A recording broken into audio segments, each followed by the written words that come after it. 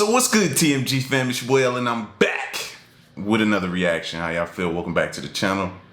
Salute. Now, next we checking out some rare historical photos that scientists can't even explain. Let's check it out.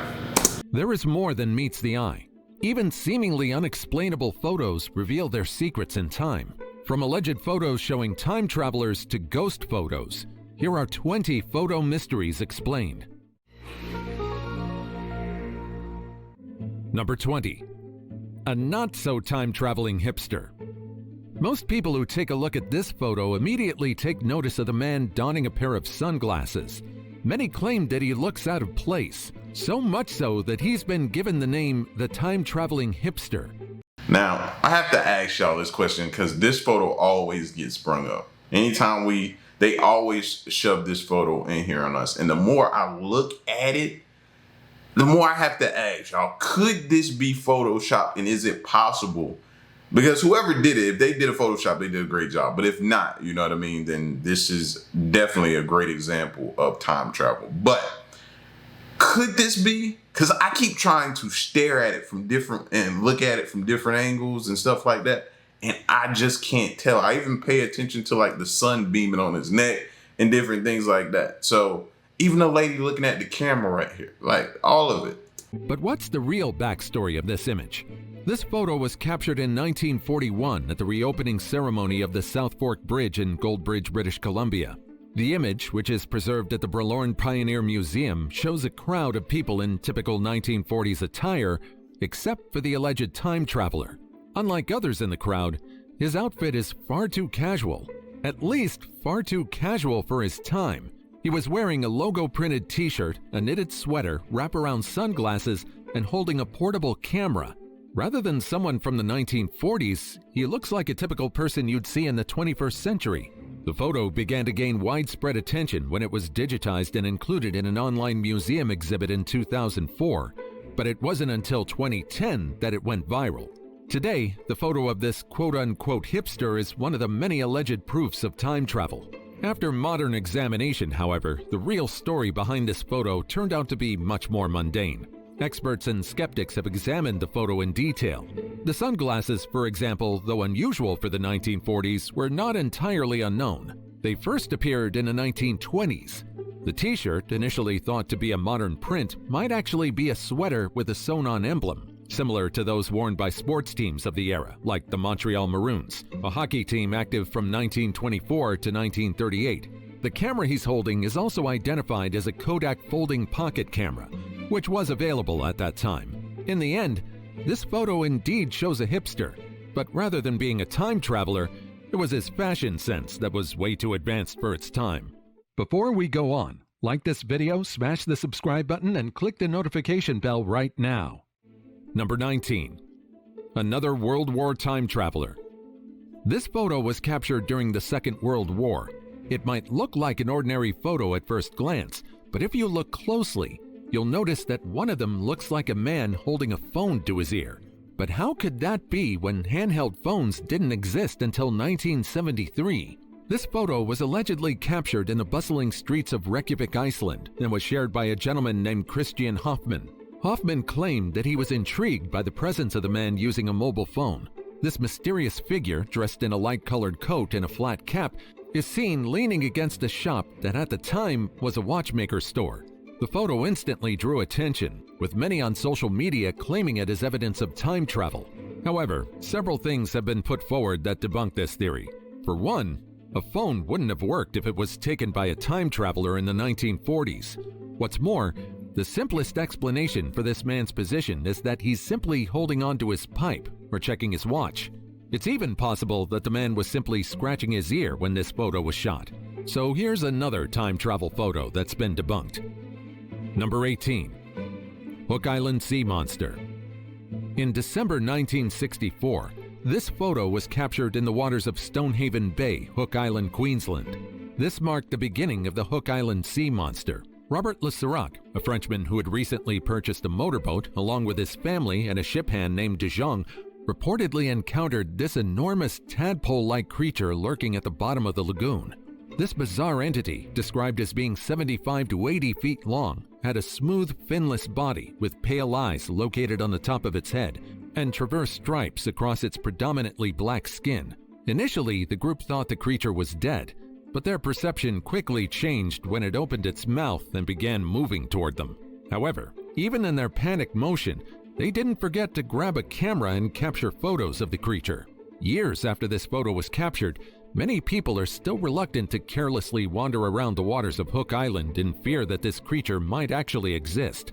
However, some believe that the existence of the Hook Island monster is merely a hoax. Today, many believe that this black figure is either a plastic bag used by the US Navy for experiments in towing petrol, a deflated skyhook balloon, or a roll of cloth. Number 17. Cottingley Fairies. In the summer of 1917, two young cousins, Elsie Wright and Frances Griffiths, from Cottingley, England, created a series of photographs that would baffle the world. The photographs, along with their stories, were so well woven that they even fooled Sherlock Holmes creator Arthur Conan Doyle. Elsie, age 16, and Frances, age 9, often played near a brook, Cottingley Beck. With their parents making a fuss with their frequent visits, the two children had no choice but to create a compelling story as an excuse to keep going to the brook. To defend themselves from scolding after getting wet and dirty, they claimed they were visiting fairies. To further convince their parents, Elsie even borrowed her father's camera to prove that the fairies they were visiting were indeed real.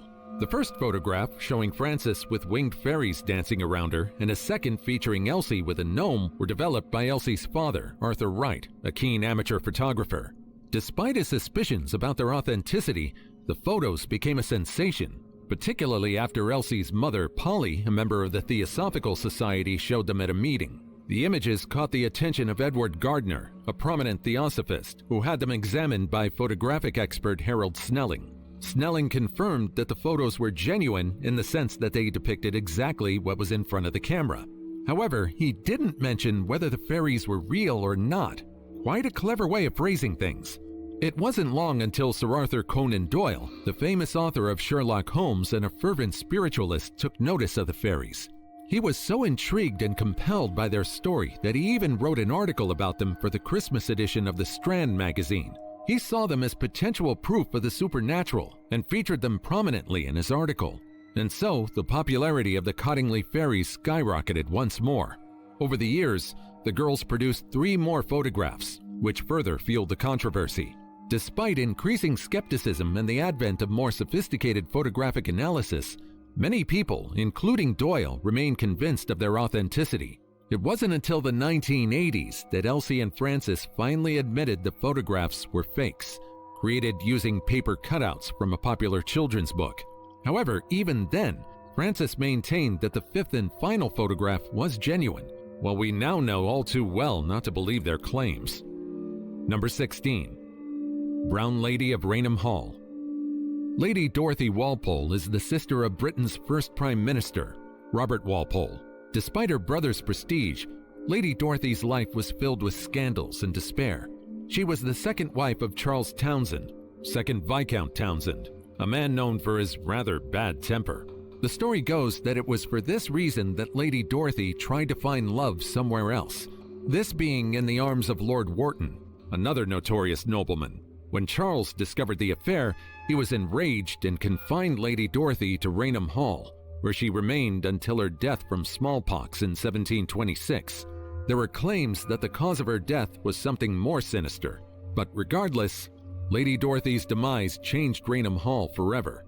In 1835, during a Christmas gathering in the residence, guests reported seeing a ghostly woman dressed in a brown brocade dress with hollow, dark eye sockets.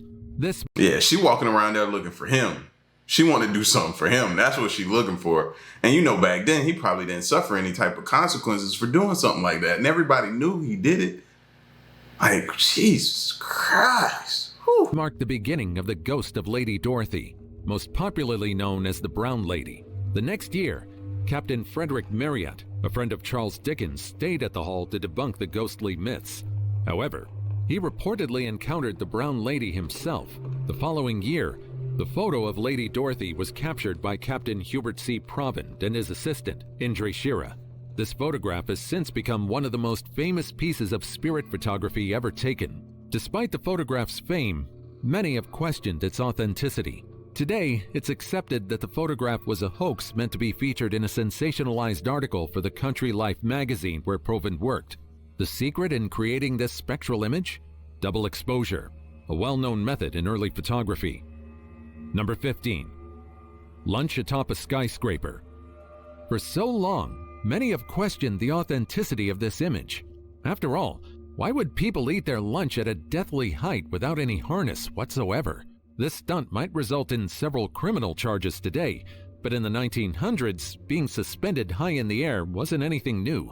This photograph, titled Lunch Atop a Skyscraper, was captured on September 20, 1932. It features 11 ironworkers sitting on a steel beam of the RCA building. Wearing no harnesses whatsoever, these workers were suspended at a death-defying height of 850 feet. To this day, people continue to work at these heights. However, we now have more safety precautions and regulations in place. If you think this photo is iconic, you might be delighted to hear that there's an attraction called The Beam that opened on the former RCA building's 69th floor terrace in December 2023. In this attraction, you're free to pose like these men while perched on a steel beam. Don't worry, because you won't be suspended with a deadly drop below you. Number 14. The Voyage Manuscript. The Voyage Manuscript is a 240-page book written in an unknown script and filled with illustrations of plants, astronomical charts, and peculiar scenes involving tiny women. Now, for so long, the purpose of this book was a complete mystery. Why was it written? And what does its contents mean? These questions were unanswered for a long time, mainly due to the fact that the language in which the book was written is something unknown. In time, it has been recognized as Voynachese. For a long time, it remained a mystery despite numerous attempts to decode it by some of the world's best cryptographers. This book right here should be one of the first books that we use our AI technology to try to solve. This one here. This one here. I think it's so many answers to the questions that we have in this book. We just haven't deciphered it yet, cracked the code for some reason. But with AI, I think we can. Including World War II codebreaker William Friedman. Recently, however, there are people who claim that they have finally unraveled the mystery of the Voynich Manuscript. Today, it's believed that the Voynich Manuscript was a book written for a woman, and its contents are meant to be a guide to womanhood and health. The language in which the book is written, however, remains a mystery to this day. Number 13. Abraham Lincoln's Ghost. Abraham Lincoln, the 16th President of the United States, has left an indelible mark on American history. It seems, however, that he also left a mark in the annals of supernatural stories. Shortly after Lincoln's assassination, sightings of his ghost began surfacing. The most famous sightings occurred in the White House, where Lincoln's spirit is said to have lingered. The story gained traction thanks to Jeremiah Smith, a White House servant during the Ulysses S. Grant administration. Smith, known for his storytelling, claimed to have seen Lincoln's ghost, along with other former presidents. With the nature of his story and Lincoln's infamy, it didn't take long before stories about Lincoln's ghost began to spread. One of the most compelling accounts came from First Lady Grace Coolidge, who reported seeing Lincoln's ghost standing at a window in the Yellow Oval Room. Numerous other sightings were reported over the years, including by King Wilhelmina of the Netherlands, who allegedly fainted upon encountering Lincoln's ghost. British Prime Minister Winston Churchill also claimed to have seen Lincoln's ghost while staying in the White House during World War II. And yet, despite these sightings, modern investigations revealed rational explanations. The noises and strange occurrences often attributed to Lincoln's ghost can frequently be explained by the natural creaks and groans of the old White House building. The photos of Lincoln's alleged ghost? Hoaxes and edited photos meant to capitalize on the late president's fame. Number 12. The Loch Ness Monster. It's impossible to mention the Loch Ness in the Scottish Highlands without the Loch Ness Monster being brought up. The Loch Ness Monster, affectionately nicknamed Nessie, has been a mystery since the early 20th century. Despite the most well-known proof of this creature being a photo, the earliest known reference of this creature dates back from the 7th century, in the life of Saint Columba. In a passage, it was said that the saint reportedly encountered a water beast in the river Ness that went to a swimmer. Columba is said to have driven the creature away by making the sign of the cross. This early account laid the groundwork for future stories of a mysterious creature in the Loch. In 1933, George and Margaret Spicer reported seeing this large creature with a long neck crossing the road near Loch Ness. The next year, a photograph of Nessie circulated all around the globe. Known as the surgeon's photograph, this image shows what seems like a creature's head and neck emerging from the water. While this photo was taken as proof by many, it was later revealed that this photo is a hoax, created using a toy submarine and some putty. And so, despite the widespread fascination, scientific efforts to find concrete evidence of Nessie's existence have come up short. Numerous expeditions using sonar, underwater cameras, and even DNA sampling have been conducted in Loch Ness. These studies have not found any credible evidence of a large unknown animal living in the Loch. It's most likely that Nessie exists only in the figments of people's minds. Number 11. Face on Mars. On July 25, 1976, NASA's Viking 1 orbiter snapped a photo of the Martian planet. Most photos weren't anything out of the ordinary, but one particular image stood out, an image that allegedly showed a face on the red planet's surface. When NASA released the Viking 1 image, they described the formation as a huge rock formation which resembled a human head. And yet, despite NASA's quick clarification that the feature was an optical illusion caused by light and shadows, the public's imagination ran wild. The image inspired numerous books, articles, and conspiracy theories suggesting that the face was an artifact of an ancient civilization. In fact, to this Now that's the closest view I've seen of it. Theories suggesting that the face was an artifact of an ancient.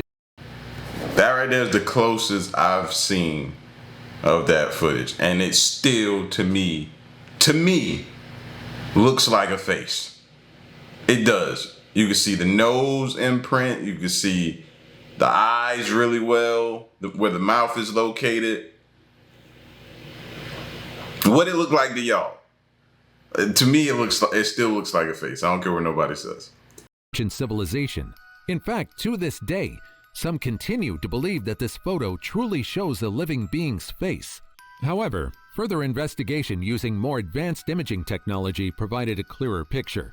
In 1998, the Mars Global Surveyor took higher resolution images of the Cydonia region, revealing that the alleged face is actually nothing but a natural rock formation with no artificial features. Additional images taken by the Mars Reconnaissance Orbiter and the European Space Agency's Mars Express confirm these findings, showing the face-like appearance to be a result of the interplay of light in the eroded Martian landscape. The face on Mars? Consider it completely debunked. Number 10. Ghost of Grandpa. In 1997, while on a picnic at an assisted living home, the photograph of this woman was captured by her granddaughter. Nothing was really amiss until Christmas that year, and the family took a closer look at the photo. They realized that at the back of their grandmother was a man who looked eerily similar to their grandfather, who perished in 1984. Today, it's believed that this photo was digitally altered, or perhaps an old man with an uncanny resemblance walked into the frame at the right time. Number 9. Cooper's family photo. In the mid-1950s, the Cooper family had just moved into their new home. Eager to capture the moment, the family gathered around the dining room table, and the father snapped a photo. When the film was developed, they were shocked to see what looked like a ghostly figure hanging upside down in the background. Chilling. Despite the spine-chilling story, skeptics have worked hard to debunk the photograph's paranormal claims. Today, Cooper's family photo is the result of double exposure, and also possibly the result of a hoax or digital alteration. Number 8. Fairy circles.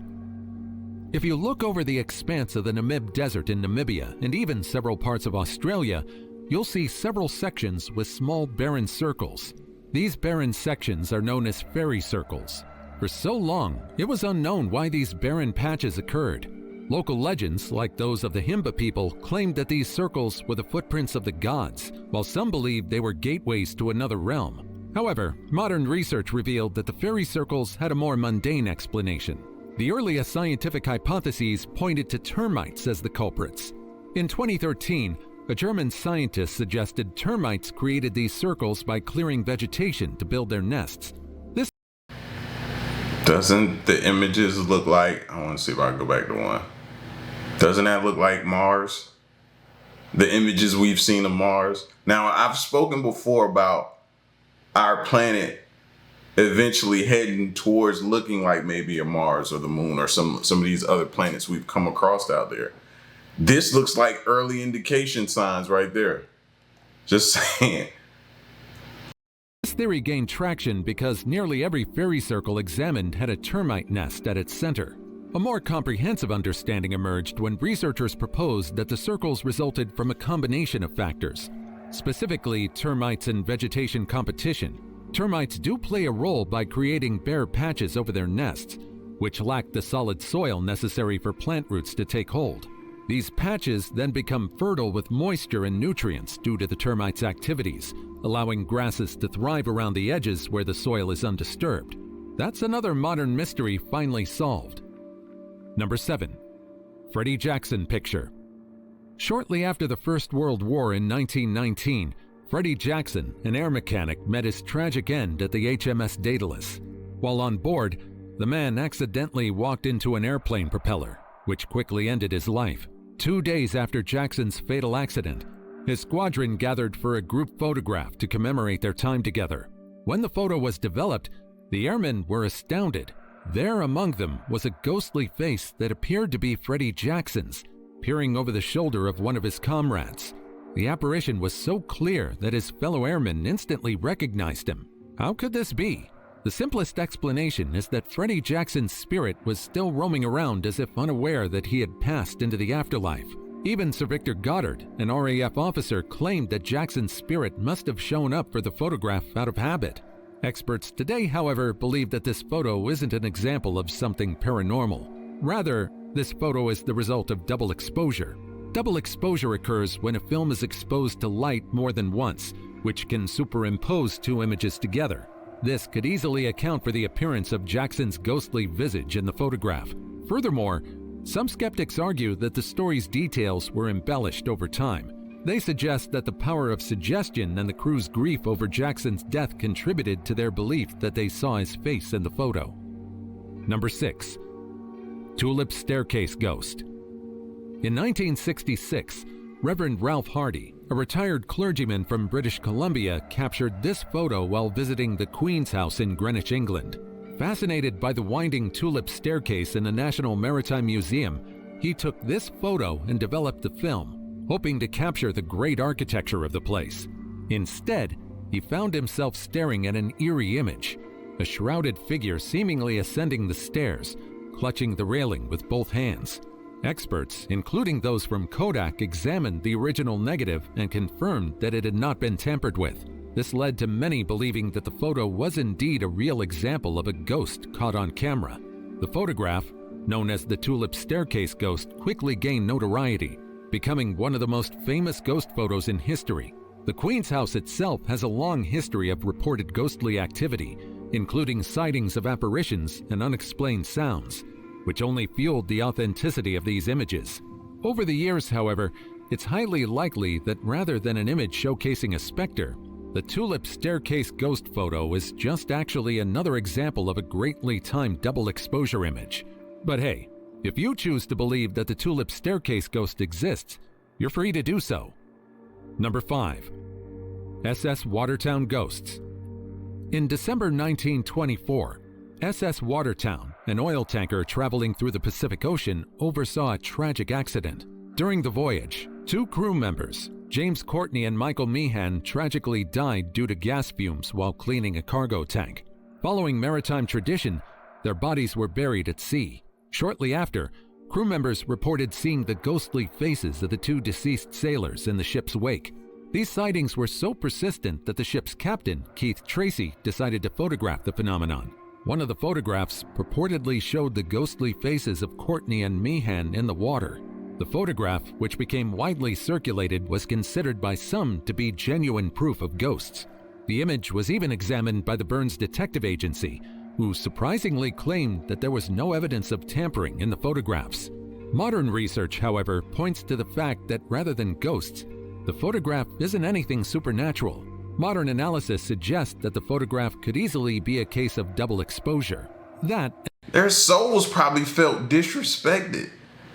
Buried at sea, you just chunked them overboard maybe? Or put them in something and chunked them overboard? Like buried I'm still trying to wrap my mind around that. Buried at sea. How often was that done back in the day? And is that still a practice? Other than the mob. We know the mob bury people at sea, but you get what I'm saying? Like, you don't hear that much. So that was shocking for me to hear. I think that might have been the first time I heard in a video them talking about burials at sea. And the fact that human perception is easily fooled. It can perceive what it wants to. And the phenomenon of pareidolia might be the only reason why we're seeing faces in this photo. Number 4. Lunar Pyramid. There are countless pyramids all over the globe. Despite the pyramids of Egypt being the most renowned, several of these structures have been erected by different civilizations. And so, many are wondering just how civilizations who have never interacted with each other created similar structures and revered them. There are countless theories as to why this is the case. One conspiracy claims that it's due to the fact that extraterrestrials have visited our planet in the past and influenced ancient civilizations to build pyramids. This photo allegedly shows a pyramid on the lunar surface, which supports this theory. Unfortunately, this conspiracy is nothing but a conspiracy, and this photo shows nothing but a pointed feature on the moon rather than a structure created by extraterrestrials living on the lunar surface. Number 3. Norfol Ghost. In 1975, Diane and Peter Berthelot visited the Worstead Church in Norfolk, England, accompanied by their 12-year-old son. While in the church, Peter snapped a photo of Diane as she sat praying on one of the pews. When the photograph was later developed, a startling figure appeared behind Diane, a ghostly white-robed lady sitting on the bench. This apparition seemed to be wearing old-fashioned clothing, complete with a hood. The Berthelots returned to the church the following summer with the photograph in hand and consulted the Reverend Petit. They were told of the legend of the White Lady, a healer spirit said to appear near those in need of healing. Coincidentally, when this photo was taken, Diane was suffering from a serious illness and was on strong antibiotics. And so, it was said that the White Lady recognized that she was in need and prayed alongside her. Photography experts have suggested that the apparition could be a result of double exposure, which seems to be a common culprit for old ghost photos. Yeah, but the head, one is facing downward, the other one is looking to the left. So I was prepared for that. I was just waiting on them to say that, well, this is double exposure. Okay, then y'all need to go in depth of how many types there are of double exposure and how is this possible that I know it looks like they're wearing the same clothing, but the heads and everything else looks different, especially the position of the head. Photos. This theory is supported by the fact that the photo was taken with a standard camera, which can sometimes result in such effects if the film is not wound properly between exposures. Additionally, the lighting and the reflective surfaces inside the church could have contributed to the creation of the spectral figure. The combination of these technical factors provides a more mundane explanation for what appeared to be a supernatural event. Number 2. The Phoenix Lights. On the evening of March 13, 1997, thousands of people across Arizona, including Phoenix, reported seeing a series of strange lights in the sky. These lights formed a V-shaped pattern and moved silently across the night sky. These became known as the Phoenix Lights. The first sightings occurred around 7:55 p.m. in Henderson, Nevada, where a large V-shaped object was reported moving southeast toward Arizona. By 8:30 p.m., the lights were seen over Phoenix, appearing as a triangular formation that seemed to hover in the sky before slowly disappearing. This sequence of events sparked a media frenzy and led to widespread speculation about the origin of these lights. The Phoenix Lights quickly captured public attention and became a topic of intense debate. Local news channels aired sparse footage of the lights, and soon, the story gained national and even global coverage. The response from officials varied. Phoenix City Councilwoman Frances Emma Barwood called for an official investigation, while Arizona Governor Fife Symington held a press conference that mocked the incident, featuring an aide dressed in an alien costume. Despite the ridicule, the incident left a lasting impression on many. Symington himself later reversed his skeptical stance, admitting that he saw the lights and believed they were something beyond conventional explanation. Over the years, various explanations have been proposed to debunk the Phoenix lights. The answer? These lights were simply due to a training exercise carried out from the nearby Luke Air Force Base. A bit anticlimactic, which is probably why some continue to believe the extraterrestrial theory. And now it's time for today's topic. They took this photo in 1963, but they couldn't explain it until today. Now, there's nothing unusual with old photos that seem like it could easily be taken out of context. This is just one of them. This photo features Sophia Loren and another actress, Jane Mansfield, often hailed as the successor to Marilyn Monroe. What exactly was she looking at here? It turns out that this photo is nothing more than a misunderstanding. Upon arriving late, Mansfield sat beside Loren, who unfortunately looked in the wrong direction at the wrong time. Unfortunately, the photographers already shot this now iconic photo. Number 1. Solway Firth Spaceman. Taken by Jim Templeton on May 23, 1964 in Bergmarsh, Cumbria, England, this photo allegedly shows a mysterious figure dressed in what looks like a spacesuit eerily standing behind Templeton's daughter. Jim Templeton, an amateur photographer, was out with his wife Annie and their daughter when he captured the now famous photograph. Initially, the family didn't notice anything unusual. However, when the film was developed, one picture revealed a figure that looked like an astronaut standing in the background.